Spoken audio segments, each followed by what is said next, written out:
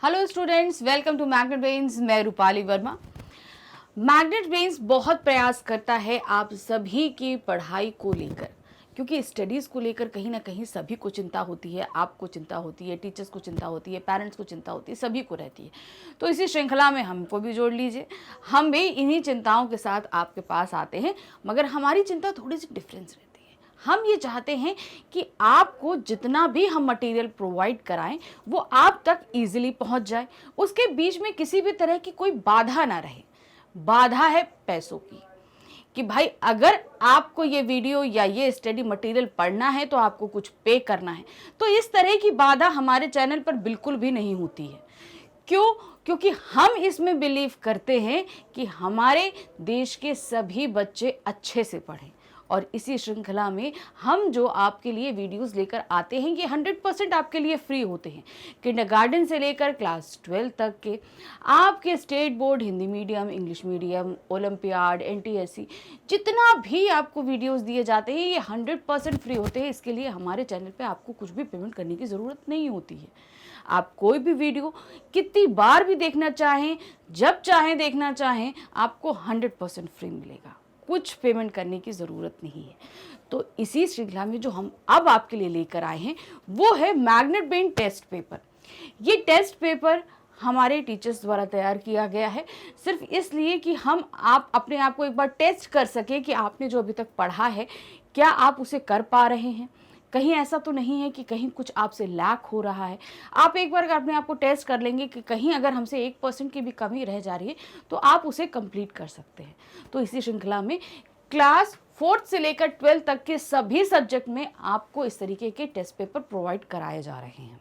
सभी क्लासेस में, सभी सब्जेक्ट्स में आपको प्रोवाइड कराए जा रहे हैं। तो आप इन्हें करते जाइए। ये मैग्नेट ब्रेन टेस्ट पेपर जब हम आपके लिए सोल्यूशन लेके आते हैं, इससे 2 दिन पहले आपको प्रोवाइड करा दी जाते हैं हमारी वेबसाइट पर। नहीं, आपको पीडीएफ मिल जाता है। अब इन पीडीएफ को सॉल्व करिए और उसके 2 दिन बाद हमारा सोल्यूशन का वीडियो दिया जाता है आपको। तो यहाँ पर हमारा सिर्फ इतना प्रयास है कि आप एक बार चेक करिए कि कहीं आपसे कोई गड़बड़ी तो नहीं, क्योंकि भाई हम पढ़ तो बहुत लेते हैं, सीधे जाके एग्ज़ाम दें उससे पहले एक एग्ज़ाम छोटा सा हम भी यहाँ कर लेते हैं कि कहीं कुछ गड़बड़ी तो हमसे नहीं हो रही है। अगर हम इसे कर लेंगे तो हमें ये पता रहेगा कि हाँ, हमारी प्रिपरेशन तैयार हो चुकी है, कहीं पर किसी तरह का कोई भी चूक नहीं हो रही है हमसे। तो जैसा कि हमने अभी आपको बताया कि इसका पीडीएफ आपको 2 दिन पहले प्रोवाइड कराया जा चुका है, तो फिर ये कौन सी क्लास है, कौन सा सब्जेक्ट है, ये भी आपके लिए जानना ज़रूरी है। तो चलिए देखते हैं कि कौन सा सब्जेक्ट है। तो क्लास है हमारी 9th हिंदी कोर्स ए। बुक है क्षितिज पार्ट 1। क्षितिज पार्ट 1 जो है हमारी मेन पुस्तक है। ये गद्य खंड और काव्य खंड दोनों में विभाजित है, आपको ये चीज़ पता होगी। इसी का पार्ट है 6, प्रेमचंद के फटे जूते। तो ये जो चैप्टर हमारे सामने लिखा है ये हरिशंकर परसाई जी द्वारा लिखित है, और इसमें जो है हमने देखा कि किस तरीके से हरिशंकर परसाई जी ने प्रेमचंद जी और उनकी पत्नी का जो है फोटो देखा, और उस फोटो पर उन्होंने देखा कि उन्होंने फटे जूते पहने हुए हैं। उस पर उन्होंने पूरा एलिब्रेशन किया कि क्यों आपके फटे जूते हो गए, क्या कारण है, उनका बिहेवियर, सब कुछ जो है उन्होंने बड़ी ही अच्छे तरीके से हमारे सामने प्रस्तुत किया। तो इसी पर आपको टेस्ट पेपर दिया जा चुका है और लोगों ने इसे कर भी लिया होगा। तो इसमें ऑब्जेक्टिव सब्जेक्टिव दोनों ही तरह के प्रश्न पूछे गए हैं। तो चलिए हल करना शुरू करते हैं। सबसे पहला जो प्रश्न है वहाँ से हमारे एक गद्यांश है, उसके लिए क्या दिया है, पहला गद्यांश दिया है। पहला गद्यांश क्या है, टोपी 8 आने में मिल जाती है और जूते उस जमाने में भी 5 रुपए से कम में क्या मिलते होंगे। जूता हमेशा टोपी से कीमती रहा, अब तो जूते की कीमत और बढ़ गई है और एक जूते पर 2500 टोपियां निछावर होती हैं। तुम भी जूते और टोपी के अनुपातिक मूल्य के मारे हुए थे। यह विडंबना मुझे इतनी तीव्रता से पहले कभी नहीं चुभी जितनी आज चुभ रही है। जब मैं तुम्हारा फटा जूता देख रहा हूँ, तुम महान कथाकार, उपन्यास सम्राट, युग प्रवर्तक, जाने क्या क्या कहलाते थे, मगर फोटो में कभी तुम्हारा जूता फटा हुआ है। तो यहाँ पर लेखक ने किस तरीके से प्रेमचंद जी के जूते को फटा देखा और उन्होंने बताया कि कैसे जो है जूते की कीमत ज़्यादा और टोपी की कम होती थी उस जमाने में भी। तो सारी चीज़ों उसी पर उन्होंने ये पूरा हमारे सामने पैरा रखा। अब इसी पे आधारित प्रश्न है। प्रश्न संख्या 1 है, टोपी और जूते के मूल्य में क्या संबंध रहा है? दोनों के बीच में, दोनों के मूल्य में संबंध क्या रहा? ऑप्शन से दोनों का मूल्य बराबर रहा है, टोपी का मूल्य अधिक रहा है, टोपी का मूल्य जूते से सदैव कम रहा है, या इनमें से कोई नहीं। तो सही ऑप्शन जैसे आप जान रहे हैं कि हमारा गा है, टोपी का मूल्य जूते से सदैव कम रहा है। प्रश्न संख्या 2 है, जूते पर टोपियां न्यौछावर होने का तात्पर्य क्या है? तो क्यों जूते पर जो है टोपियों को न्यौछावर कर दिया जाता है, क्या कारण होता है? गुणवानों के सक्षम ताकतवर झुकते हैं, यानी कि जो बहुत ही अच्छे गुणकारी होते हैं, जिनके अंदर बहुत अच्छी चीज़ें होती हैं, वो उनके आगे ताकतवर लोग भी झुक जाते हैं। ताकतवर के समक्ष गुणवान भी झुकते हैं, जो पावरफुल होते हैं उनके सामने चाहे जितना गुणकारी आदमी हो वो भी झुक जाएगा। टोपी और जूता पहने व्यक्ति पर कोई भी न्यौछावर हो सकता है। एक जूते का वजन कई टोपियों के बराबर होता है। तो सही ऑप्शन इसका क्या होगा कि ताकतवर के समक्ष गुणवान भी झुकते हैं। कहने का है ना, जूते पर टोपियां न्यौछावर का तात्पर्य क्या है? जूते यानी कि ताकतवर, टोपियां यानी कि गुण, वो झुक जाते हैं। प्रश्न संख्या 3 है, प्रेमचंद जूते और टोपी के आनुपातिक मूल्य के किस तरह के मारे थे? किस तरह वो मारे हुए थे? जो इनका आनुपातिक मूल्य था कि एक बहुत ज्यादा एक बहुत कम, तो वो किस तरीके से मारे हुए थे? तो ऑप्शन क्या है, प्रेमचंद का जूता फटा पर टोपी ठीक थी इसलिए, प्रेमचंद टोपी खरीद सकते थे पर जूता नहीं, प्रेमचंद ना टोपी खरीद सकते थे ना जूता, प्रेमचंद को मान सम्मान तो मिलता था पर वे धनहीन थे।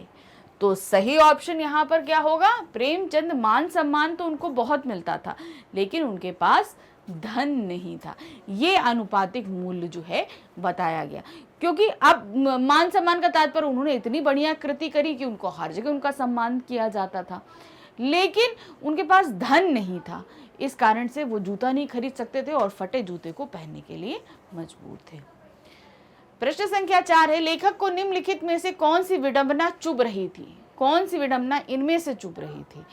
प्रेमचंद के गुणवान होने की विडंबना, प्रेमचंद के उच्च कोटि के साहित्यकार होने की विडंबना, प्रेमचंद जैसे उच्च कोटि के साहित्यकार के धनहीन होने की विडंबना, प्रेमचंद के उपन्यास सम्राट होने की विडंबना।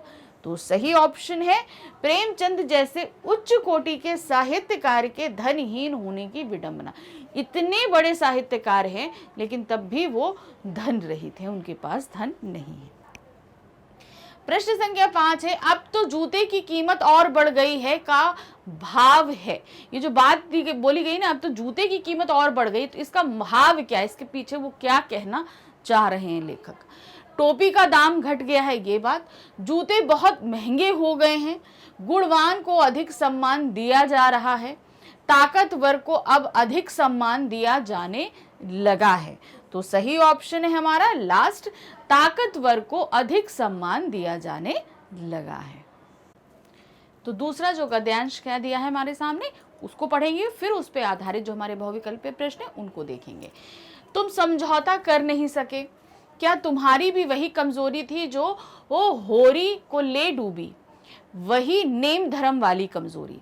नेम धर्म उसकी भी जंजीर थी, मगर तुम जिस तरह मुस्कुरा रहे हो उससे लगता है कि शायद नेम धर्म तुम्हारा बंधन नहीं था, तुम्हारी मुक्ति थी। तो ये पैरा में बताया ना कि किस तरीके से जूता फटा है लेकिन तब भी जो है उनके चेहरे पर एक स्माइल है। उस स्माइल को लेकर उन्होंने यहाँ बताया कि होरी की जो मजबूरी रही नेक धर्म यानी कि सच्चाई का, क्या वो तुम्हारी मजबूरी थी जो तुम इस कारण से फटा जूता पहन कर आए हो, इस तरीके से मुस्कुरा रहे हो। ये सब चीज़ें इन्होंने इस गद्यांश में हमको बताई। अब इस पे आधारित प्रश्न क्या दिया है, जो इस गद्यांश का पहला प्रश्न है और प्रश्न पत्र का हमारा छठा प्रश्न है, क्या है, यहाँ कौन समझौता नहीं कर सका, यानी इस गद्यांश में किसने समझौता नहीं किया, लेखक ने, प्रेमचंद ने, होरी ने, या इनमें से कोई नहीं। तो सही ऑप्शन है प्रेमचंद जी ने किसी तरह का समझौता नहीं किया। क्वेश्चन नंबर 7 है हमारे पास में, होरी को कौन सी कमजोरी ले डूबी, होरी को कौन सी कमजोरी ले डूबी? नियम और धर्म की, शारीरिक कमजोरी, मानसिक कमजोरी, या राजनीतिक कमजोरी। तो सही ऑप्शन क्या है, नियम और धर्म की। जो नेक धर्म जो दिया ना, वो नियम और धर्म की कमजोरी उसको ले डूबी थी। प्रश्न संख्या 8 है, नेम धर्म उसकी भी जंजीर थी का क्या आश्रय है।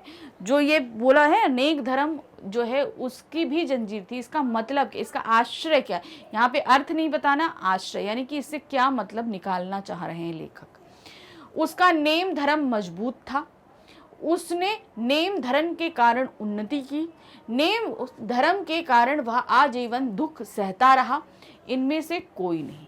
तो सही ऑप्शन क्या है इसमें, नेम धर्म के कारण वह आजीवन दुख, यानी कि उसने जो नियम और धर्म का जो व्रत लिया था उसके कारण उसे आजीवन कहीं ना कहीं दुख को सामना करना, हमेशा उसके जीवन में दुख बना रहा, इसीलिए बोला गया कि उसकी जंजीर थी। प्रश्न संख्या 9 है, लेखक को प्रेमचंद के पांव की उंगली किस ओर संकेत करती हुई प्रतीत होती है।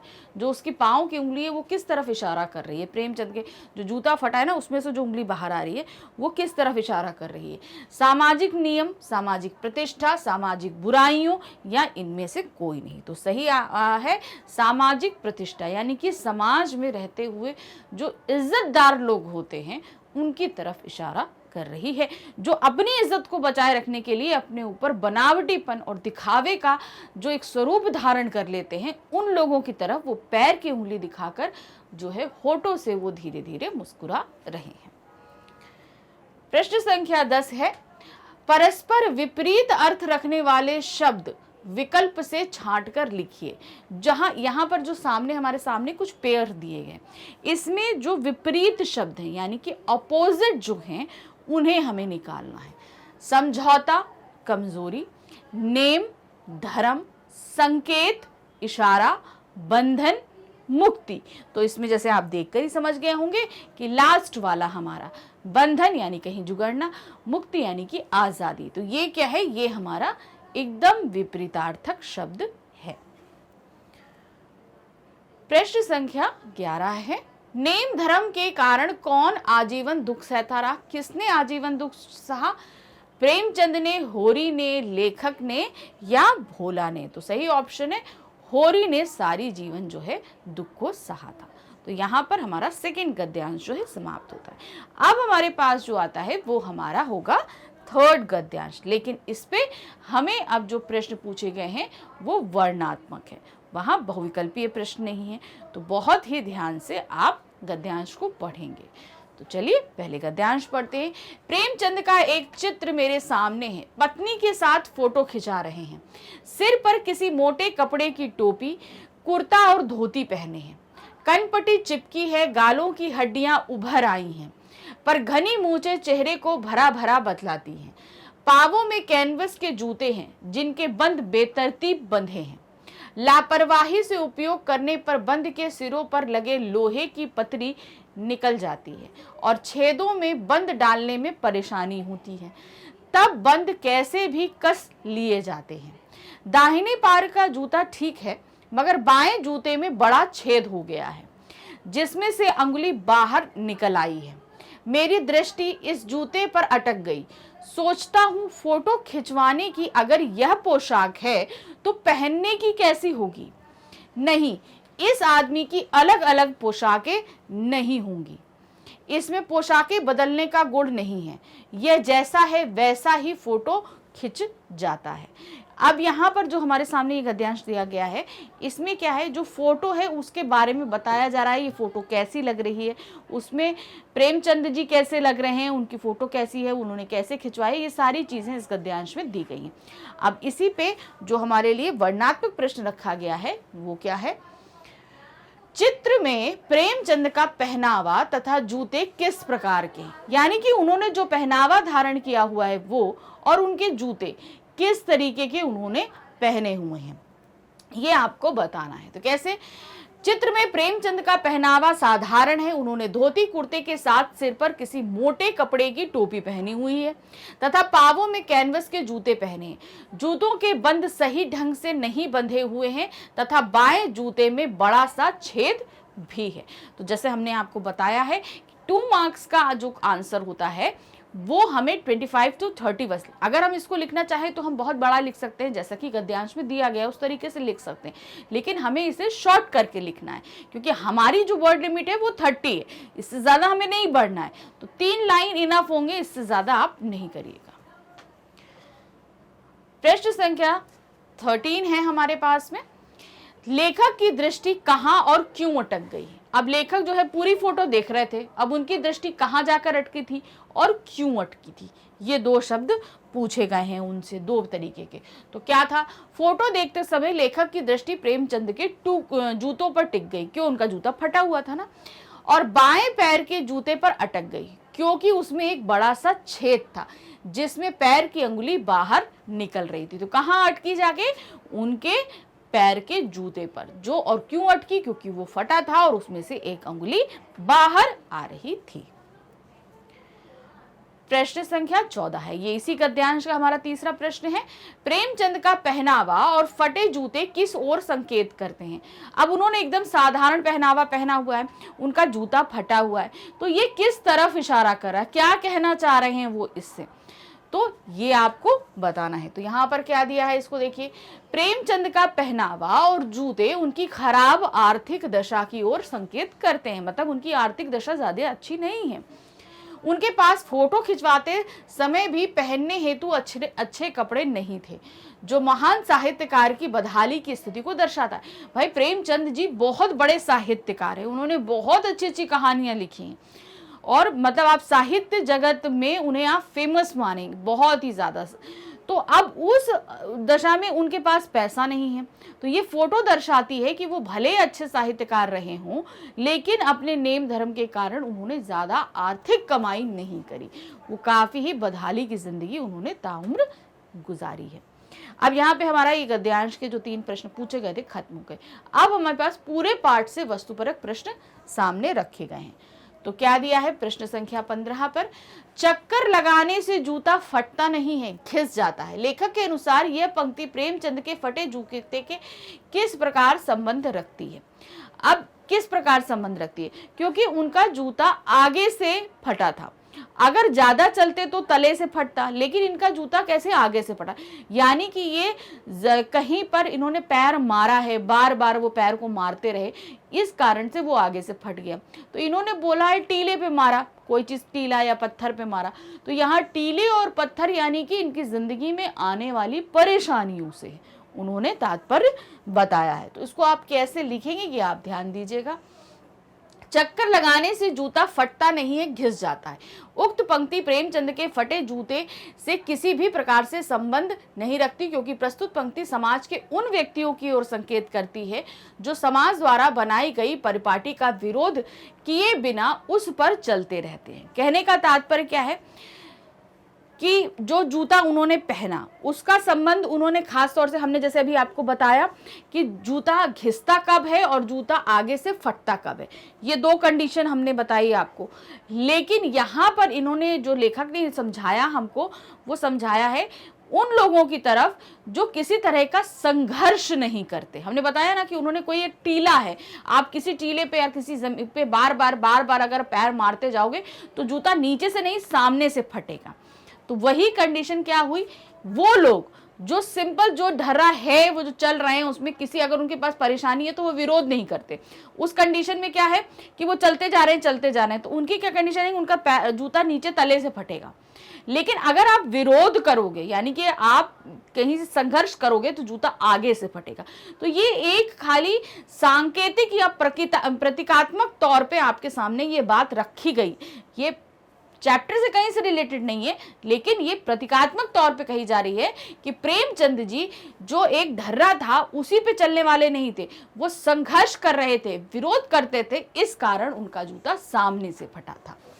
तो क्या है, संकेत करती है जो समाज द्वारा बनाई गई परिपाटी का विरोध किए बिना उस पर चलते रहते हैं, मतलब वो लोग जो विरोध नहीं करते बस चलते ही जाते हैं। प्रेमचंद का स्वभाव इनके बिल्कुल विपरीत था, वे समाज की कुरीतियों, जड़ परंपराओं, अप्रासंगिक मान्यताओं इत्यादि का विरोध करते थे। पाठ में उनके जूते का फटा होना समाज की इन बुराइयों को ठोकर मारने के प्रतीक के रूप में प्रयुक्त हुआ है। तो मतलब क्या है, ये यहाँ पर प्रेमचंद जी के स्वभाव के बारे में बताया जा रहा है। कि उन्होंने जो उनको गलत लगा उसका उन्होंने विरोध किया। ठोकर मारी, तो ठोकर मारने से जूता कहां से फटा? आगे से फटा। अगर वो उसी ढर्रे पे चलते रहते तो तले से फटता, घिसता।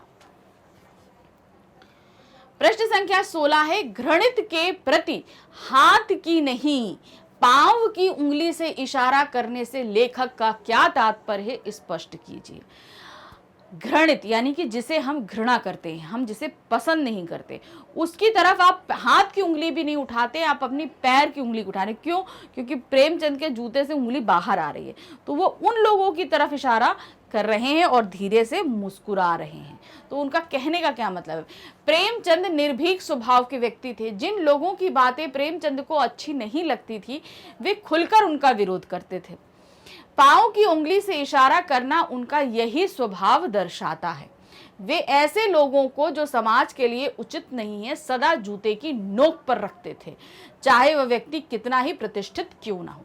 मतलब जिसके कृत्य अच्छे नहीं, जिसके सोच अच्छी नहीं, जो समाज के विरुद्ध कृत्य करता है, ऐसे व्यक्तियों को वो हमेशा अपनी पैर की जूती से इशारा करते, मतलब अपने हाथ को भी उसकी तरफ उठाना, मतलब पैर की नोक पर रखते थे। ये व्यक्ति हमारे लिए, पैर की नोक पर रखना मतलब हमारे लिए कोई अहमियत नहीं रखना, चाहे वो व्यक्ति समाज में कितने ही उच्च पद पर, कितना ही प्रतिष्ठित, कितना ही धनवान व्यक्ति क्यों ना हो, उनके लिए वो किसी भी मायने में अहमियत नहीं रखता था। प्रश्न संख्या 17 है, प्रेमचंद को दिखावा करना नहीं आता था।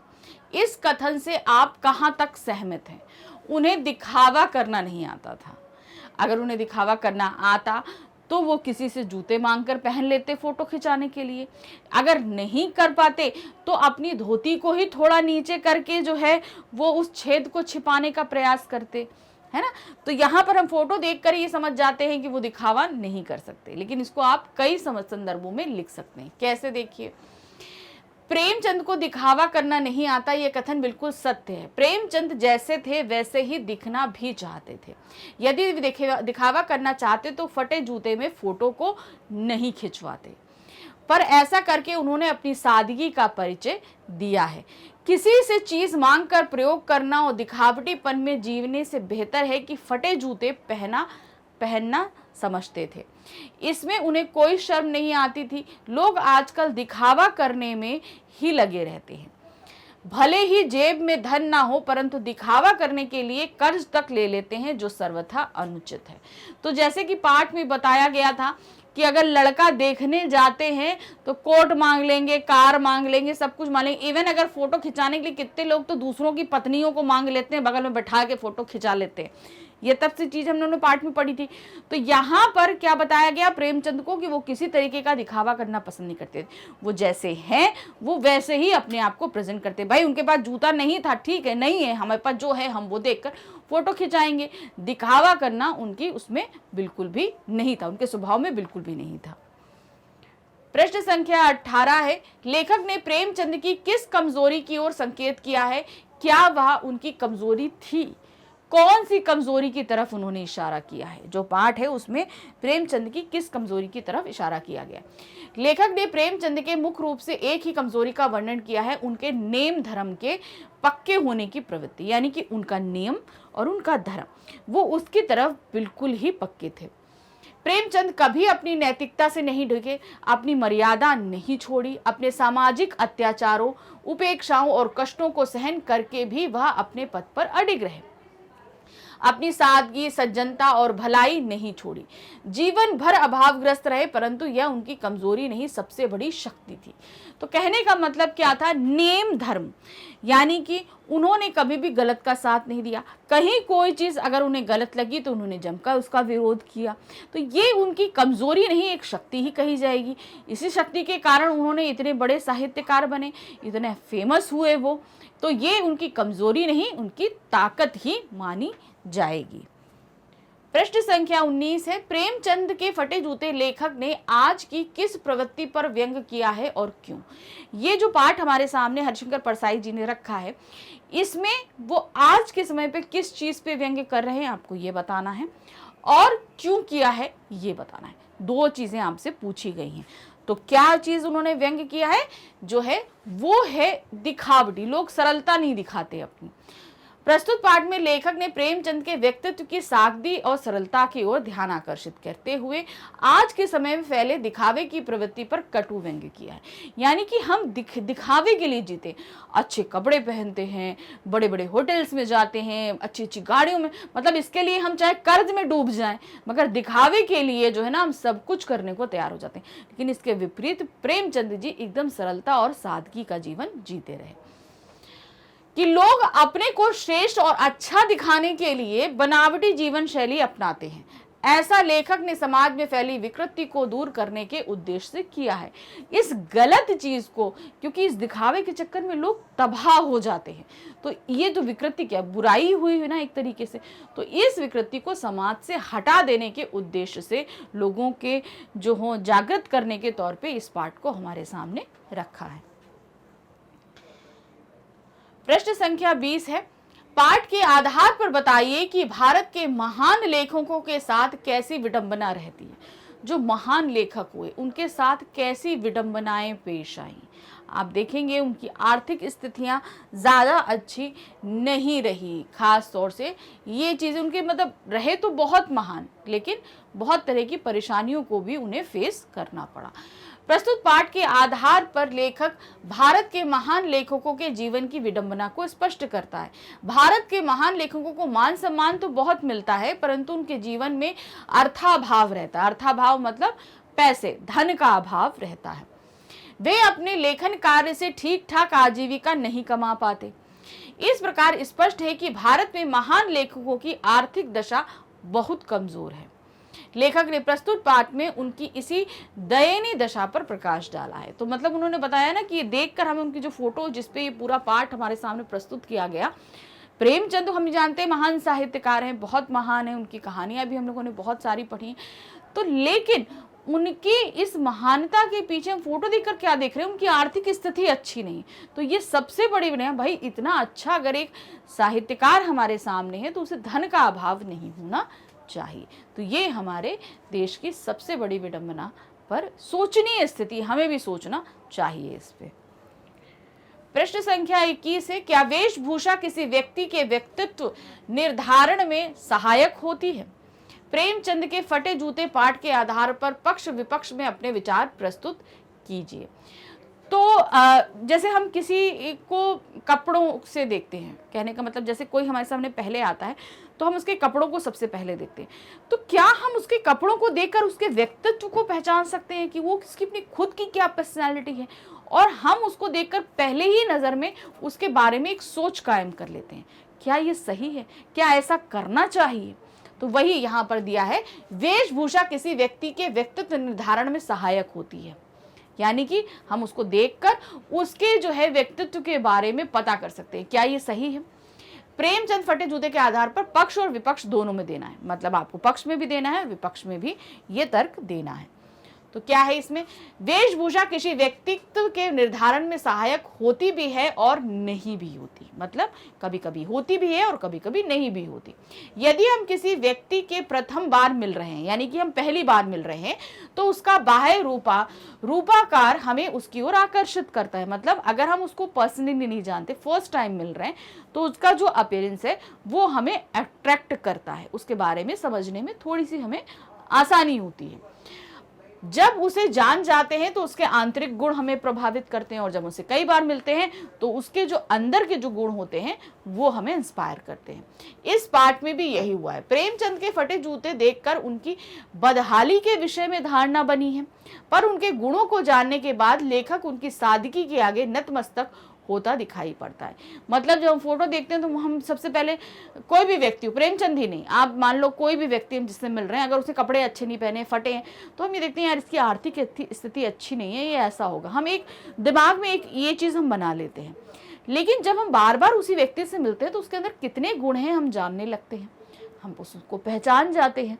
तो यहाँ पर मतलब फर्स्ट अपीयरेंस में हम कपड़ों के हिसाब से बना लेते हैं, लेकिन जब बार बार मिलते हैं तब हम उसके व्यक्तित्व को समझ पाते हैं। यहाँ हमारा ये पाठ समाप्त हुआ। आप सभी को बहुत ही अच्छे से ये टेस्ट पेपर समझ में आ गया होगा कि कैसे आपको करना है। मैग्नेट ब्रेन्स .com के अलावा भी आपका मैग्नेट ब्रेन्स हिंदी भी आपका चैनल है, इसे भी सब्सक्राइब कीजिए। इस पे भी आपके लिए बहुत ही उपयोगी जो है वीडियोस आते रहते हैं। जो आपके फ्रेंड्स हैं जो हिंदी मीडियम में पढ़ रहे हैं उनको आप सजेस्ट कीजिए कि इस चैनल को सब्सक्राइब करिए। उनके सब्जेक्ट से रिलेटेड स्टडी मटेरियल आपको यहीं पे मिलेगा। हमारे चैनल को आप सब्सक्राइब कर ही चुके हैं तो उसके नोटिफिकेशन आपको मिलते ही रहते हैं। चैनल पर आपको जितना ही कंटेंट है वो सभी टोटली अरेंज्ड मिलता है। आप अगर क्लास वाइज देखें, सब्जेक्ट वाइज आपका आएगा, चैप्टर वाइज, टॉपिक वाइज, हर एक चीज़ टोटली अरेंज्ड है। बिल्कुल भी आपको परेशानी नहीं होती है एक टॉपिक को दूसरे टॉपिक के बाद देखने के लिए। आपने एक टॉपिक देखा उससे रिलेटेड अगर आपको दूसरा टॉपिक देखना है तो आपके लिए बिल्कुल भी परेशानी नहीं होगी। इसीलिए हमारे चैनल के साथ जुड़े रहिए। इसे लाइक, सब्सक्राइब, शेयर ज़रूर कीजिएगा। Thank you for watching. Bye bye.